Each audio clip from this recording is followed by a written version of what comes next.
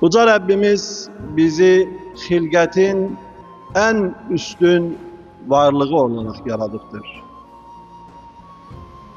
Kainatta ne yarattısa bize hizmet etmek için yarattı.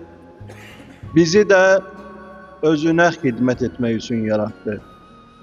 Ve Uca Rabbimize edilen hizmetlerin yolu ise insanların birbirine ettiği hizmetlere bağlandı.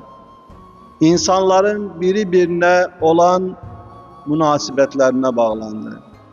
İnsanların birbirine olan sevgisine bağlandı.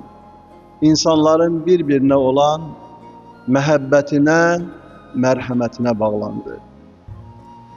Allah Resulü sallallahu aleyhi ve sellem bir hadis-i şerifinde buyurur ki, birbirinizi sevmedikse iman etmiş olmazsınız. İman etmedikçe cennete girmezsiniz. Ne garibedir. Kainatta ne yaradır? İnsan için yaradır.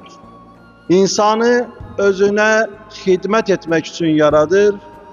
Özüne edilen hizmeti ise insanlığa edilen hizmete bağlayır. İnsanlığa olan sevgiye, merhamete, şefkate, kardeşliğe, dostluğa bağlayır.